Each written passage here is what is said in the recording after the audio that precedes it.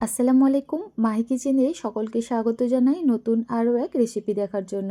আজকে তোমাদের সঙ্গে শেয়ার করব 1 কাপ চাল দিয়ে নরম তুলতুলে অসংখ্য ছিদ্রযুক্ত কাগজের মতো পাতলা সরু চাকলি পিঠার পারফেক্ট রেসিপি।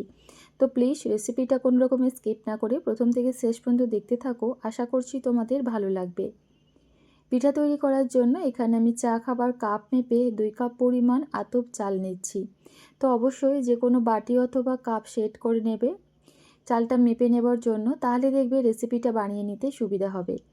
এবার এই চালটা 5 থেকে 6 বার পানি পাল্টে খুব ভালোভাবে ধুয়ে নেব। দেখতেই পাচ্ছ এই পর্যায়ে চালের পানিটা একদম স্বচ্ছ, ঠিক এইভাবে কিন্তু চালটা আমাদের ধুয়ে নিতে হবে। এতে করে সরু চাকলি পিঠাগুলো একদম সাদা ধপধপে তৈরি হবে।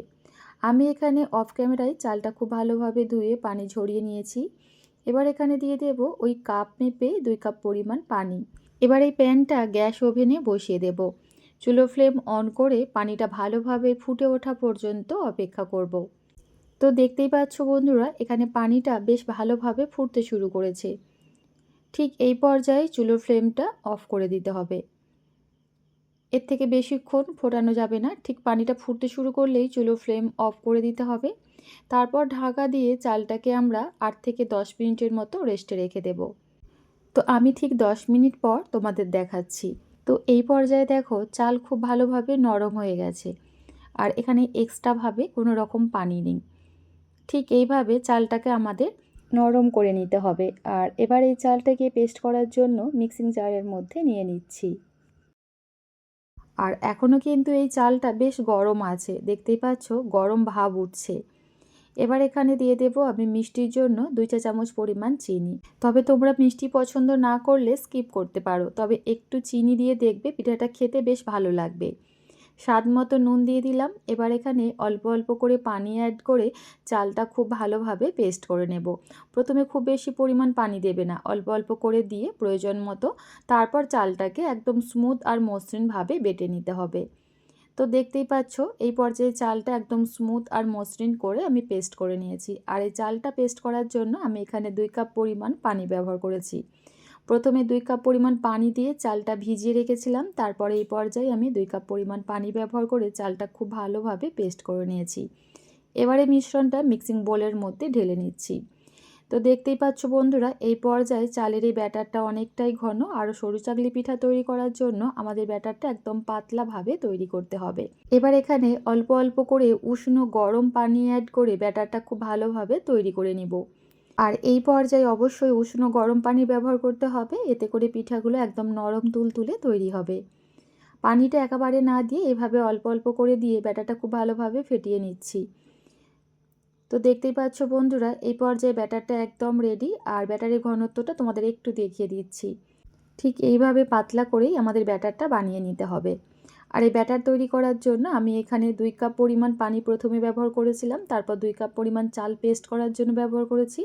আর এই পর্যায়ে আমি ব্যবহার করেছি প্রায় 3 কাপের মতো পানি।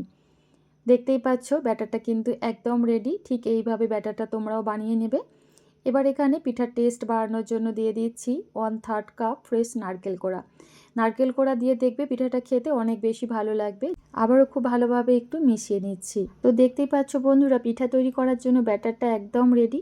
ঠিক এইভাবেই ব্যাটারটা বানিয়ে নিতে হবে। ব্যাটারের ঘনত্বটা ঠিকঠাক থাকলে দেখবে পিঠাগুলো বানিয়ে নিতে কোনো রকম অসুবিধা হবে না। পিঠা তৈরি করার জন্য এদিকে চুলায় একটা ফ্রাই প্যান বসিয়ে দিয়েছি। মিডিয়াম ফ্লেমে তাওয়াটা খুব ভালোভাবে গরম করে নিয়েছি। আর এই সরু চাকলি পিঠা তৈরি করার জন্য অবশ্যই তাওয়াটা খুব ভালোভাবে গরম করে নিতে হবে। খুবই সামান্য পরিমাণে একটু সাদা তেল প্যানের মধ্যে লাগিয়ে নিয়েছি। এবার চুলো ফ্লেম একেবারে লোয়ে রেখে আমি পরিমাণ মতো ব্যাটার দিয়ে দেব। এবারে প্যানের হাতাটা ধরে ব্যাটারটা চারিধারে একটু ছড়িয়ে দেব। এবার কিছুক্ষণ অপেক্ষা করব পিঠার ওপরের অংশটা সুন্দরভাবে ড্রাই হওয়া পর্যন্ত। তো দেখতেই পাচ্ছ বন্ধুরা, এখানে একটা সরু চাকলি পিঠা একদম রেডি। আর এই পিঠাগুলো খুব সহজেই প্যান থেকে উঠে আসবে। অল্প একটু সাদা তেল ব্রাশ করে দিলে দেখবে এটা কিন্তু প্যানের মধ্যে আর লেগে যাবে না। এখন কিন্তু পিঠাটা অনেকটাই গরম, তবুও তোমাদের আমি দেখানোর চেষ্টা করলাম যে পিঠাটা কতটা পারফেক্টভাবে রেডি হয়েছে। আচ্ছা, আরও একটা পিঠা তোমাদের আমি তৈরি করে দেখাচ্ছি। পিঠা বানানোর জন্য অবশ্যই কিন্তু তাওয়াটা খুব ভালোভাবে গরম করে নিতে হবে, তবেই দেখবে সরু চাকলি পিঠাগুলো এরকম অসংখ্য ছিদ্রযুক্ত আর জালিদার তৈরি হবে। তা না হলে পিঠাগুলো কিন্তু কখনোই পারফেক্ট হবে না। আর ব্যাটার দেবার আগে চুলোর ফ্লেমটাকে লো টু মিডিয়ামে রেখে দেবে। তো দেখতেই পাচ্ছ বন্ধুরা, এখানে আরও একটা সরু চাকলি পিঠা খুব সুন্দরভাবে আমি বানিয়ে নিয়েছি। তো একইভাবে প্রতিটা পিঠাই আমি তৈরি করে নিব। তো দেখতেই পাচ্ছ বন্ধুরা, পিঠাগুলো দেখতে কতটা বেশি সুন্দর আর লোভনীয় লাগছে। যারা সরু চাকলি পিঠা বানাতে গিয়ে বারবার ব্যর্থ হয়েছো, তারা অবশ্যই রেসিপিটা ফলো করে একবার বানিয়ে দেখবে। আশা করছি তোমরা প্রথমবারই একদম পারফেক্টভাবে তৈরি করে নিতে পারবে। তো এই শীতে কোনো রকম ঝামেলা ছাড়াই মাত্র 10 মিনিটে ঝটপট এইভাবে একবার সরু চাকলি পিঠা তৈরি করে দেখবে। এর স্বাদ মুখে লেগে থাকবে। একবার বানিয়ে খাবার পর দেখবে বারবার বানাতে ইচ্ছা করবে। গরম অথবা ঠান্ডা যে কোনোভাবে পিঠাগুলো পরিবেশন করতে পারো, একদম নরম তুলতুলেই থাকবে। আজকের এই সরু চাকলি পিঠা আমি গুড় দিয়ে সারক করব। তবে তোমরা তোমাদের পছন্দ মতো যে কোনো মাংসের ঝোল অথবা গরম দুধের সঙ্গেও পরিবেশন করতে পারো। খেতে দারুণ লাগে। তবে আমার কাছে এই সরু চাকলি পিঠা গুড় দিয়ে খেতেই অনেক বেশি ভালো লাগে। দেখতেই পাচ্ছ বন্ধুরা, পিঠাটা কতটা বেশি নরম তুলতুলে। তো আজকের আমার এই সরু চাকলি পিঠার রেসিপি তোমাদের কেমন লাগলো অবশ্যই নিজেদের মূল্যবান মতামত কমেন্টের মাধ্যমে জানাবে। ভালো লাগলে নিজের ফ্রেন্ড ফ্যামিলির সঙ্গে শেয়ার করবে এবং আমার চ্যানেলটা সাবস্ক্রাইব করে পাশে থাকার অনুরোধ রইল। আজ তাহলে এ পর্যন্তই, আবারও দেখা হবে নতুন কোনো রেসিপিতে। আল্লাহ হাফিজ। আসসালামু আলাইকুম।